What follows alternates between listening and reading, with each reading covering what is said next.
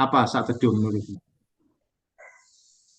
Eh, Persiapan sebelum menjalankan ibadah. Siapa menurut? Oh ya, itu kalau di gereja-gereja tertentu memang ada saat teduh sebelum ibadah, dia ada namanya saat teduh, siap atau berdoa.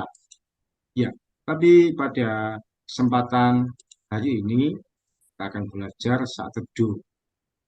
Saat teduh itu dulu sering populer di kalangan orang-orang Kristen tahun 90-an. Sekarang kata-kata ini jarang.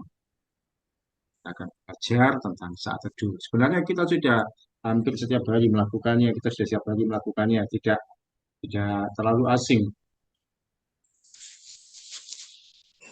Kita membuka firman Tuhan dari Markus 1 ayat 35.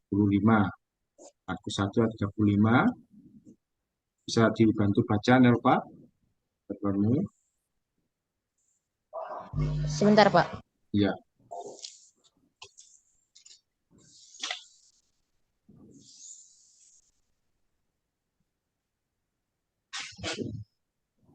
Markus 1 ayat 35. ya, Pagi-pagi benar, waktu hari masih gelap, ia bangun dan pergi keluar. Ia pergi ke tempat yang sunyi dan berdoa di sana. ya. Tuhan Yesus memberi contoh bahwa pagi-pagi masih gelap, masih belum banyak aktivitas. Dia bangun dan pergi keluar. Dia berdoa di tempat yang sunyi. Jadi, Tuhan Yesus memberi teladan bagi kita bahwa dia datang menghadapkan berdoa itu pagi satu, pagi-pagi benar, pagi-pagi benar. Biasanya matahari belum terbit, ya paling lambat jam 5. Yang kedua, tidak hanya pagi-pagi, di tempat yang sunyi, tempat yang tenang. Kemudian berdoa. Itu yang dilakukan oleh Tuhan Yesus setiap pagi ketika dia masih ada di ini. Nah, saat teduh itu apa? Saat teduh, saya sampaikan bahwa saat teduh merupakan waktu khusus bagi kita untuk berjumpa dengan Tuhan secara pribadi. Sekali lagi, waktu khusus bagi kita untuk berjumpa dengan Tuhan secara pribadi. Seperti yang kalian lakukan selama ini, baca firman Tuhan, dan apa itu, menyampaikan pesan Tuhan yang kalian dapatkan, bahkan juga dituliskan doa setiap pagi, apa yang perlu didoakan. Itu sebenarnya adalah saat teduh.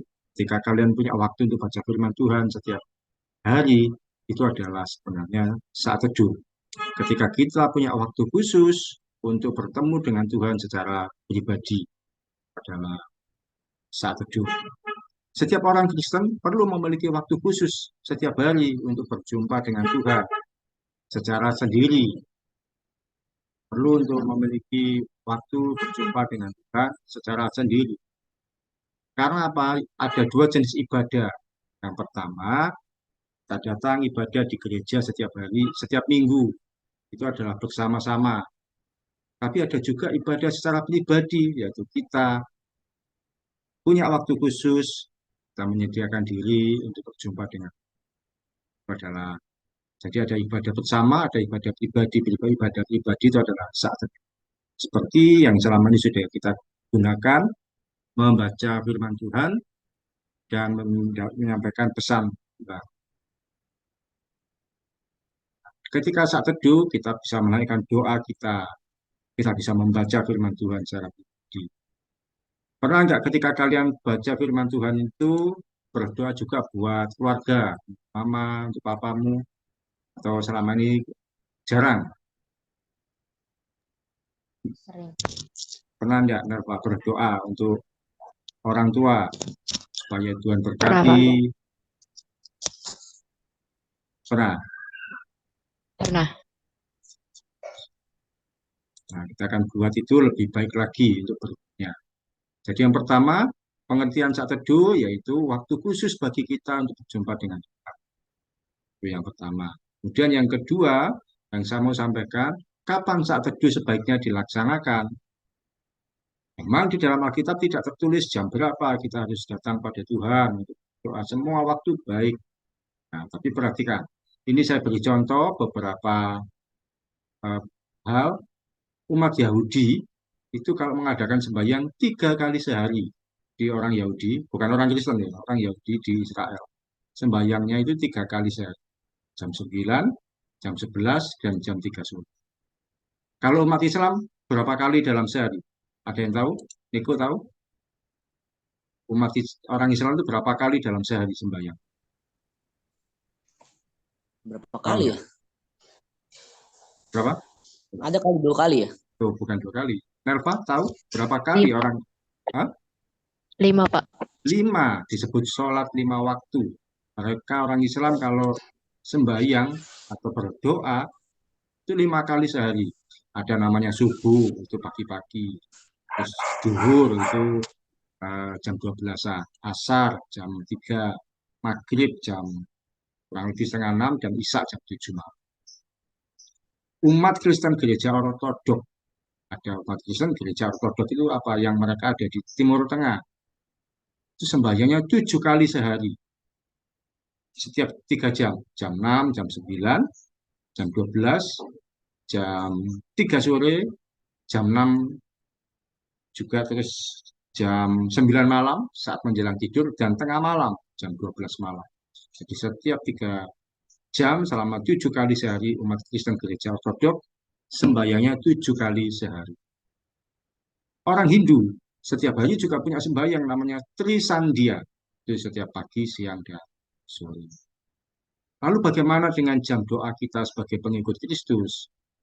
Sejak Tuhan Yesus mati dan dibangkitkan, maka kita tidak lagi hidup dalam aturan yang baku. Tidak ada aturannya yang baku yang mengatakan tertulis jam berapa untuk kita berdoa atau sembahyang.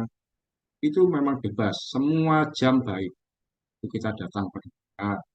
Tapi yang perlu saya sampaikan, yang saya ajarkan adalah eh, lebih baik ketika kita berdoa pada Tuhan, atau kita saat teduh, atau kita baca firman Tuhan itu lebih baik pagi-pagi. Bukan berarti jam sore atau malam kurang baik, tapi lebih baik lagi kalau pagi-pagi. Mengapa?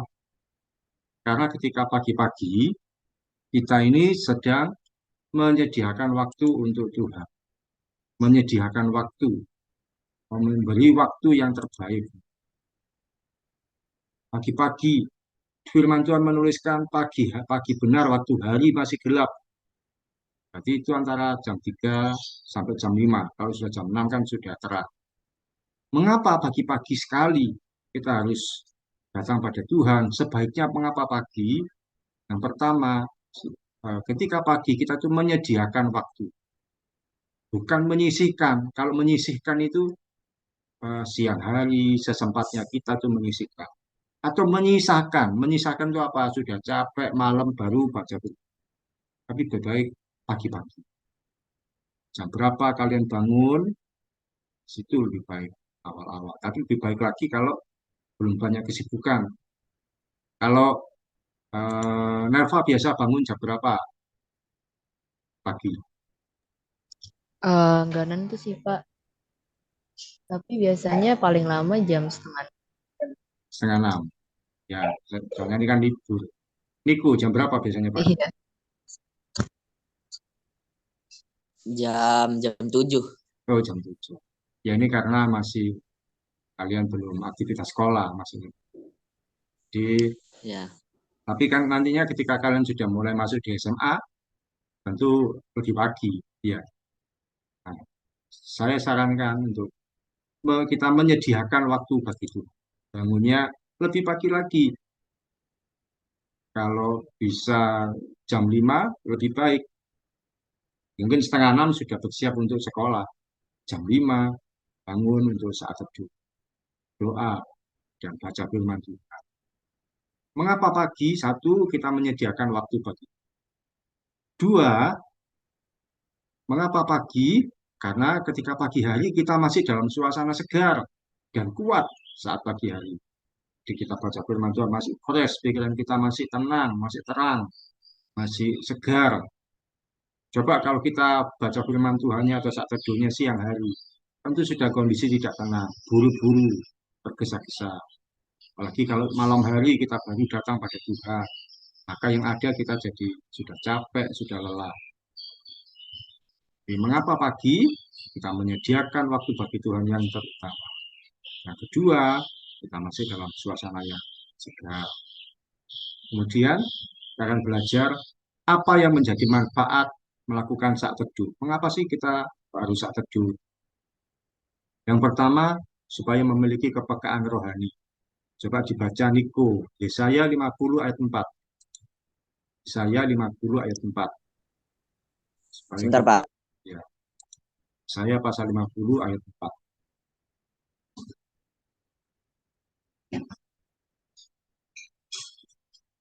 Apa manfaat saat teduh? Yang pertama, saya 50 ayat 4.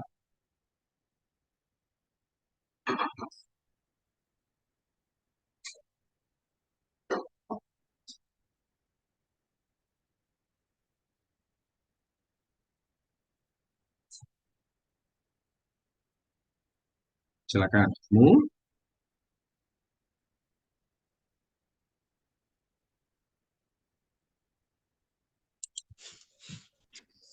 Tuhan Allah telah memberikan kepadaku lidah seorang murid, supaya dengan perkataan aku dapat memberi semangat baru kepada orang yang letih lesu. Setiap pagi ia mempertajam pendengaranku untuk mendengar seperti seseorang murid.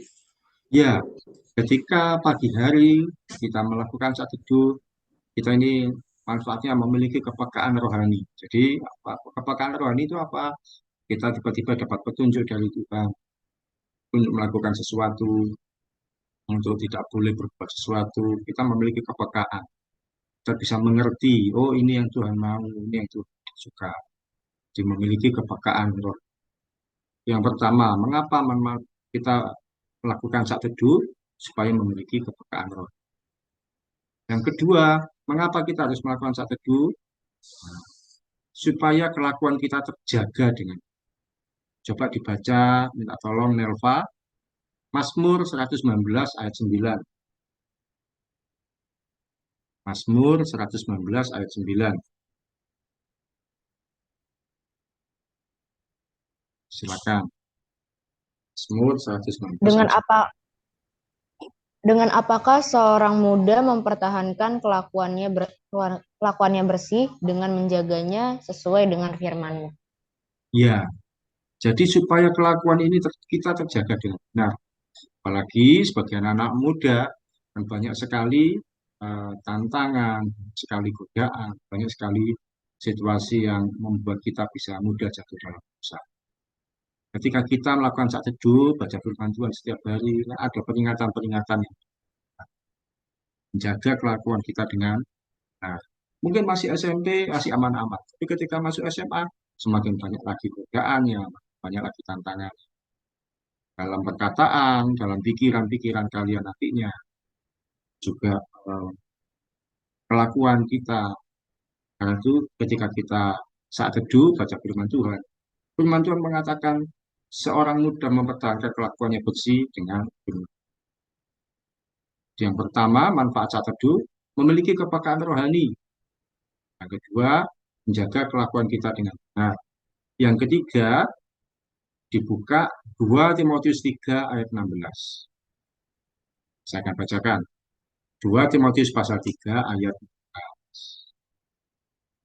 16. 2 Timotius pasal 3 ayat 16. Sudah ketemu? 2 Timotius pasal 3 ayat 16. Oke, saya akan bacakan. Segala tulisan yang diilhamkan Allah memang bermanfaat untuk mengajar, untuk menyatakan kesalahan, untuk memperbaiki kelakuan, dan untuk mendidik orang dalam kebenaran. Jadi firman Tuhan ini mengoreksi dan memperbaiki kelakuan kita. Ketika kita saat teduh, baca firman Tuhan, ternyata kita ditegur. Ternyata kita diberi peringatan, dinyatakan kesalahan, dan juga kelakuan kita diperbaiki. Jadi, manfaat saat teduh yang ketiga yaitu mengoreksi dan memperbaiki kelakuan. Misalkan ada sesuatu yang selama ini salah, dari kata-kata kita, mungkin menyinggung orang lain. Firman Tuhan itu mengingatkan. Satu kali kita baca firman Tuhan, kemudian kita ditegur. Pernah enggak Nelva mengalami kamu baca firman Tuhan, ternyata ini menegur kamu, mengingatkan kamu sesuatu? Pernah enggak? Pernah, Pak. Apa Pernah. itu? Tentang apa? Tentang apa ya? Jadi kayak, waduh, ternyata saya salah.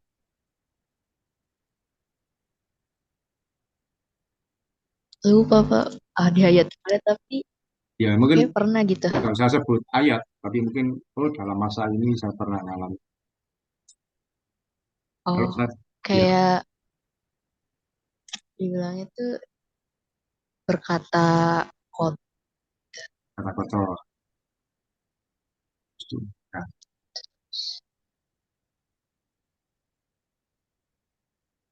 sudah. Ini sebenarnya ada. Ya, Tuhan mengingatkan. Kalau Niku, pernah enggak kamu baca firman Tuhan, diingatkan sesuatu, ditegur, ternyata saya salah. Pernah enggak? Apa itu? Ada. Cuman lupa ayatnya keberapa, pokoknya intinya menjelaskan yang apa? Kendalikan emosi lah pokoknya.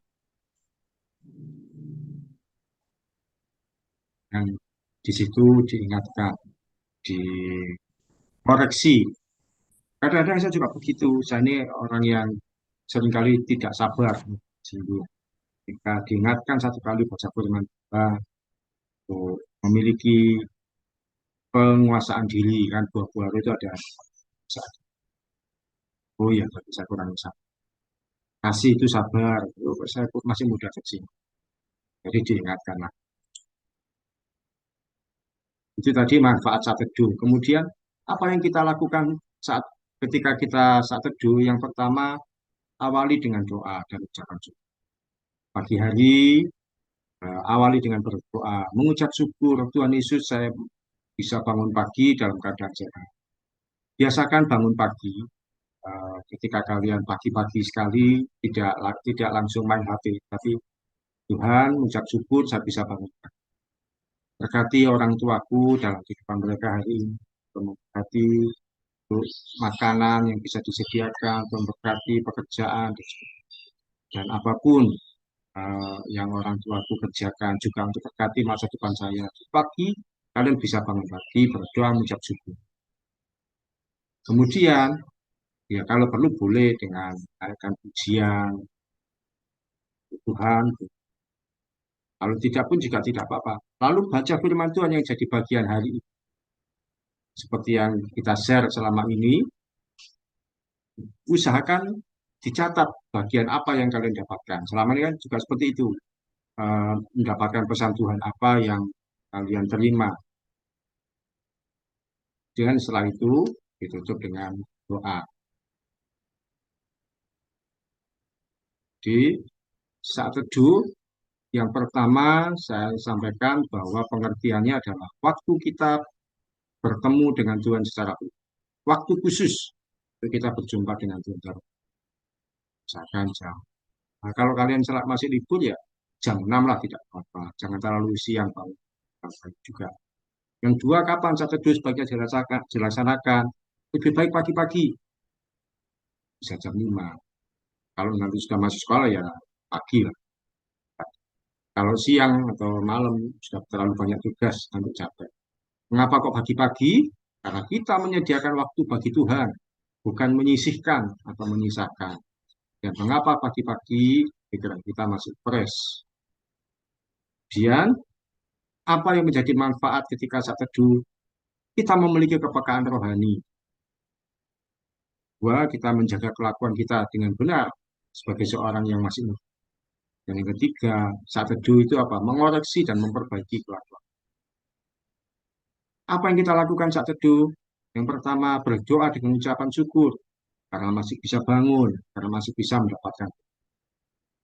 Kemudian, baca firman Tuhan yang jadi bagian hari ini dan dicatat apa pesan Tuhan. Kemudian ditutup dengan doa. Setiap orang yang berhasil memenangkan pagi hari dengan melakukan saat teduh, dia akan menjadi pemenang dalam aktivitas sepanjang hari. Jadi kalau kalian pagi hari bisa saat teduh, baca firman Tuhan pagi-pagi, percayalah sepanjang hari itu kalian menjadi orang yang menang, tidak khawatir, tidak bingung, tidak salah dalam langkah. Bahkan untuk ngomong kotor pun mungkin ada kemauan tapi nggak jadi, nggak berani, karena ada firman Tuhan.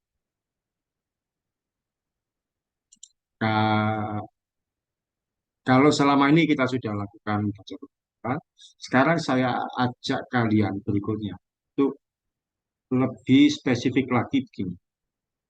Bisa enggak mulai besok gitu ya disediakan buku catatan khusus? Bisa enggak? Niko dan Nervan, ada buku bisa? Bisa, Pak. Bisa. Jadi buku, masih ada buku sisa dari SMP yang masih ada sisanya, boleh. Kalau selama ini kalian menulis pesan Tuhannya itu di WA, nah, sekarang dituliskan di buku, dituliskan. Atau mungkin kalau hari ini belum saat teduh ya, Bu, belum baca firman Tuhan ya, boleh mulai hari ini. Tuliskan hari dan tanggalnya, kemudian bacaannya, dan pesan Tuhan yang didapatkan. Juga Kayak Siska ya, Pak ya? apa? Kayak Siska ya? Ya, kayak yang dilakukan Siska itu. Kemudian ditambahkan pokok doanya. Kalau ada yang didoakan hari itu, boleh tuliskan di situ bahwa doakan, saya berdoa supaya orang tua saya bisa ya, sediakan ditulis di buku ya. Nanti setelah itu difoto, kemudian di-share di grup. Itu sebagai bukti bahwa kalian sudah melakukan satu. Itu bukti, memang sebenarnya disampaikan itu kita ikuti bersama, tapi juga sebagai bahwa koreksi bahwa oh saya sudah melakukan satu, saya sudah baca Quran. Itu cuma sebagai pengingat saja. Mengapa kok harus disampaikan? Kita mulai belajar tertib untuk baca Quran. Bisa disiapkan, Niko dan Nelva? Bisa ya? Bisa, Pak. Mungkin kalau hari ini tadi belum sampaikan, ya mulai hari ini saja. Oke, itu saja. Ada yang ditanyakan? Niko dan Nelva? Tidak ada, Pak. Ya. Kalau hari ini mungkin siang, tapi besok mungkin bisa lebih pagi, sehingga kalian mengawali hari dengan firman Tuhan. Itu yang disebut saat teduh. Nah, waktu kita berdoa dengan secara pribadi, baca firman Tuhan secara pribadi adalah saat teduh. Ada yang tanyakan, Elva, Niko? Tidak, Pak. Kalau tidak ada yang tanyakan, kita tutup dalam doa. Boleh, Nelva, bantu untuk berdoa? Kita selesai. Mari kita bersatu dalam doa. Tuhan Yesus, terima kasih untuk kesempatan yang didapat pada pagi hari ini. Kami dapat kembali mengucap Tuhan untuk membaca firman-Mu Tuhan. Tuhan, ajarlah kami untuk selalu meluangkan waktu untuk tepat untuk Tuhan Yesus. Kami serahkan hari ini dengan Tuhan. Amin. Amin. Tuhan. Terima kasih, Niko dan Nelva. Sampai jumpa. Tuhan semua berkati. Terima kasih, Pak. Tuhan Yesus memberkati. Sampai jumpa.